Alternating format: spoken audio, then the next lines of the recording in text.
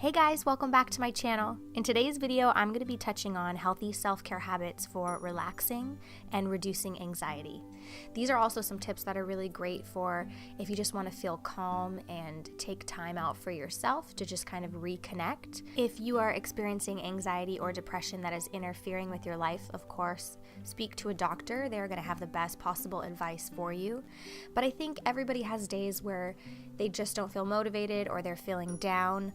For me, especially when I'm around that time of the month, I can definitely sense and feel a hormonal imbalance, or I'm feeling a little bit more anxious. So these are a few things that I like to do that help prevent, but also help treat during those times. It's pretty amazing how much our bodies actually need to stretch to release tension and pain. And so a lot of people practice yoga, but if the practice of yoga isn't for you, you can still do various stretch flows that are amazing for your body. They feel almost as good, honestly, as a massage or a hot shower. I was recently having some lower back pain that was kind of going to the side of my leg, and I went to see a chiropractor, and he highly recommended doing a stretch flow or yoga, and he said not to cater to it. And I was laying down and kind of catering to the issue, and I went and saw a doctor, and he said, actually, you need to be stretching more. And so I started making this a part of my routine. On days where my body is feeling tight or tense, and I don't necessarily want to do a workout, I will do a really good stretch flow. The other day we went on a road trip for 11 hours. I came back, and instead of exercising the first day back, I did a 30-minute stretch flow. I can't stress enough the importance of moving our bodies, and stretching reduces tension. The other thing also is to get your heart rate up and to sweat as often as you possibly can. In the words of Elle Woods from Legally Blonde, exercise gives you endorphins. Endorphins make you happy. Happy people just don't shoot their husbands. It's true. Elle Woods was right.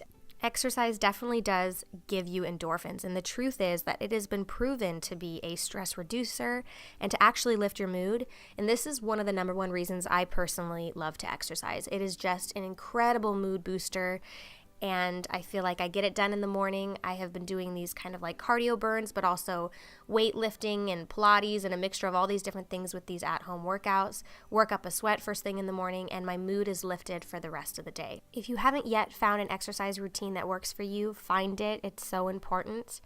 Next is connecting with nature. This for me includes spending time with my animals. Animals are definitely a mood lifter for me. They just make me so happy. Like my chickens make me laugh. My husband is allergic to cats, but when I was little, I had a cat and I had a dog, and just loving on my cat and dog has always been a mood lifter for me. And even still, like with my dogs and my chickens, I just love spending time with them.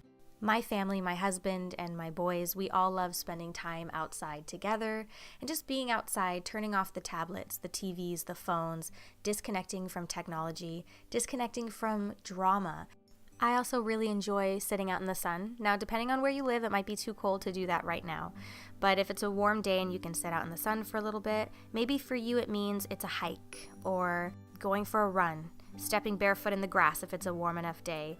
Just touching soil, feeling the sun in your eyes and on your skin, literally stopping to observe nature and just enjoy it and take it in. It's very relaxing and really healing, which leads me to my next point, which is self-reflection and prayer. I often go outside when I want to pray. For me, it's really important to have that time. There's a verse in the Bible that I love that reminds me to be mindful of my thoughts towards myself and others. It says, whatever is true and whatever is noble, to focus on these things. So I can't think in hypotheticals or fears or focus on how other people run their lives.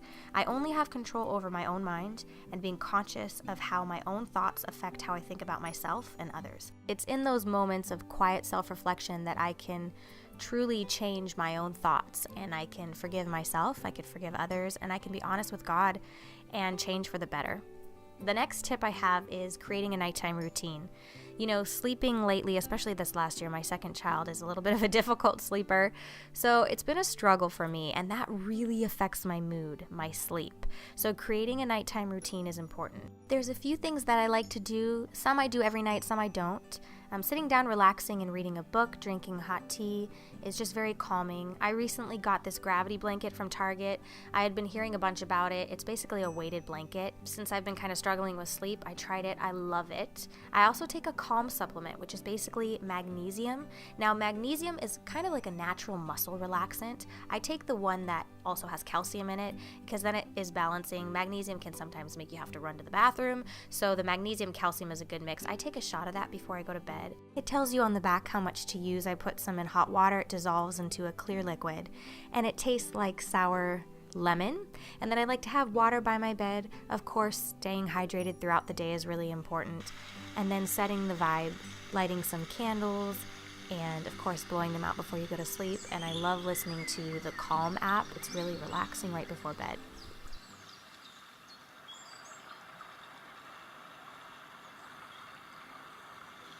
Maybe you can't get out and connect with nature. This app is a really great way to just kind of feel relaxed, and it has a beautiful visual, and there's all these wonderful stories that they can play for you, and it's just a really cool app that I love if I'm feeling stressed. Also, trying to come up with a sleep schedule and also understand your sleep patterns. If you have a Fitbit or you wear one of those, that will track your sleep, but they also have apps that can track how long you're sleeping and if you're waking up or if you're restless in the middle of the night. So checking out one of those. These are a few things that I like to do that honestly make such a big difference, and I notice that when they are a part of my routine, my overall mood is so much better. So I hope you try some of these out. I hope they work for you. Thank you so much for watching my channel, and I'll see you guys in the next video. Bye.